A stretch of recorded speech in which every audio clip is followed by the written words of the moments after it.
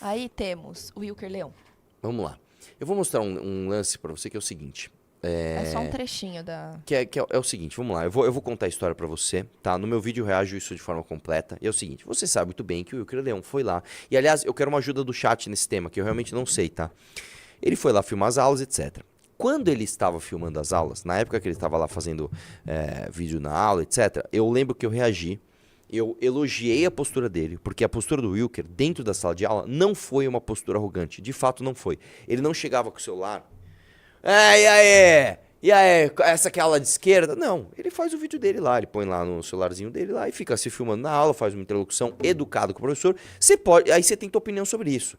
Você acha que ele é um paspalho, você acha que ele não sabe nada, aí beleza, cada um tem sua opinião. A postura dele foi uma postura de boa, entra na aula e tal. A postura do professor no primeiro dia de aula já foi errada. O cara já chegou, você quer atrapalhar minha aula, o professor foi confrontar ele. Beleza.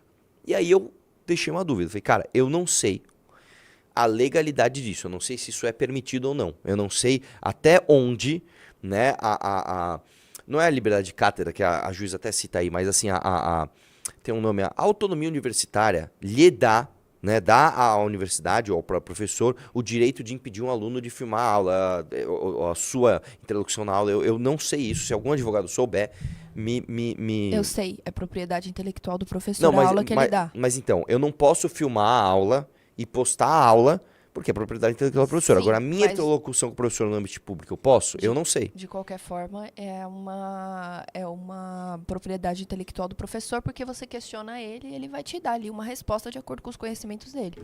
Independentemente disso, é propriedade intelectual dele, o que ele está dizendo ali. Bom, enfim. E a voz também entra em direito de imagem. Bom, aí ele foi processado, etc, etc, e aí ele foi condenado a 2 anos e meio de prisão, que você sabe...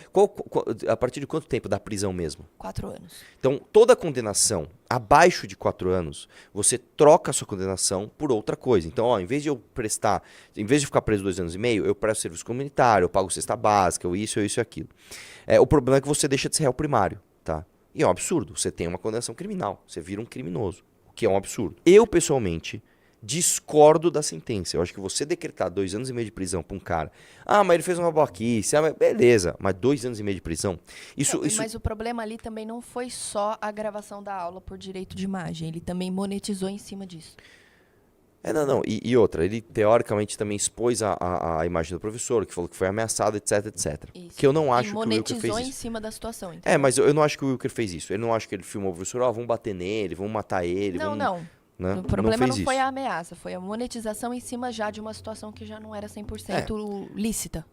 E aí o que acontece? Eu discordo. Então é uma coisa complicada, porque assim, eu discordo do que aconteceu com o Wilker. Só que a postura do Wilker na audiência é a postura de um babaca, velho. Postura de um babaca. Né? Tem uma hora que o cara pergunta pra ele, assim, o promotor pergunta pra ele, você retirou ali alguns comentários? Aí ele vira pro cara e fala assim, você prestou atenção no que eu falei pra juíza? Eu não tenho como retirar comentário. Tipo assim, calma, cara, o cara tá te fazendo uma pergunta, tá fazendo o trabalho dele.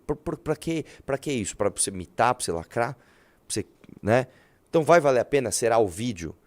Né, depois de você desafiar o sistema de justiça brasileiro, você pode discordar, mas você tem uma postura beligerante, não é o melhor dos casos.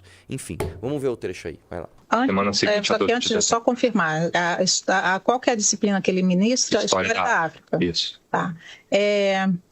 O professor Estevão, no início das aulas, eu falo isso porque eu sou professora também, então no início das aulas ele colocou as diretrizes para os alunos, como que o semestre ia se desenvolver, as aulas, relacionado inclusive à gravação de aulas. Ele mencionou aos alunos se ele autorizava ou se não autorizava a gravação de aulas? Não, isso fica presente na segunda aula, que ele traz o termo que eu citei com a primeira testemunha aqui, que era para que todos os alunos assinassem, para que houvesse um embasamento da universidade e individual dele para um posterior processo, e quem não assinasse, ele apresentaria uma nova lista para registrar esses nomes. Mas na primeira aula, voltando, era só para contexto, Na primeira aula, não há menção alguma a plano de ensino, a história da África, a qualquer contexto que seja acadêmico. Toda a discussão é em relação ao momento inicial, ele se apresenta, cumprimenta alguns alunos, diz que a matéria vai ser História da África, aí ele bate o olho em mim, que sento na frente, próximo dele. Aí ele fala, você é o aluno que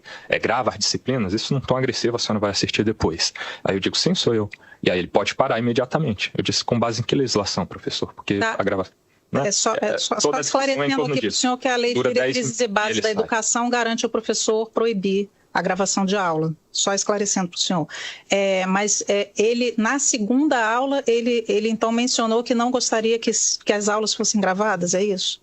Só para esclarecer esse primeiro ponto que a senhora faz uma menção à Lei de Diretrizes e Bases, qual seria o artigo que diz que é proibido? Liberdade de cátedra. Tá, mas é só com base nisso, o professor esclareceu ao senhor que não gostaria que gravasse as aulas? A gente vai seguir, mas a liberdade de cátedra é completamente distinta de uma proibição de uma gravação de imagem própria. Sim, mas é porque a senhora menciona uma disposição legal que não tem a ver com isso. Não estou aqui para discutir com o senhor sobre isso. Semana seguinte, antes de só confirmar. A parte pior para mim foi nem essa daí, né? A parte pior foi a hora que o promotor começa a perguntar para ele. O promotor também tá completamente... O promotor chega para ele e fala assim, o senhor, como é que ele fala? O senhor excluiu informações falsas que o senhor passou pela frente? Aí eu quero, quais informações falsas? Aí o promotor, sem mais perguntas. Caramba, é tudo muito errado, cara. Né? Então, o que eu faço é o seguinte, eu vou dar uma dica para você. Se um dia você tiver problema com a justiça e você discordar do que a justiça está fazendo com você, principalmente em primeira instância, porque em primeira instância você encontra de tudo, cara. Você encontra juiz bom, você encontra juiz ruim, você encontra juiz inteligente, você encontra juiz burro, você encontra juiz militante, você encontra juiz imparcial, você encontra de tudo. Não tenha uma postura de desafiar o Poder Judiciário, porque o Poder Judiciário, no fim do dia, ele é constituído através da aprovação da sociedade. É o meio pelo qual a nossa sociedade entendeu que a gente vai ter uma sociedade mais justa. Tem problemas, tem defeitos, temos que entender, ok. Agora, você ter uma postura de arrogância perante a isso, não é que você está sendo arrogante perante um babaca, um juiz que quer abusar do poder, algo assim, não é isso. Você está tendo uma postura arrogante perante a sociedade. Não tem essa postura do Wilker. Isso só vai te atrapalhar. Só vai te atrapalhar. Entendeu? Então, não concordo com a decisão. Então recorra. Mas no momento da audiência, sabe? Saiba também que as pessoas estão fazendo seu trabalho ali. Olha, eu acho isso, eu acho aquilo, isso, aquilo. Entendeu? Não faça isso. Certo?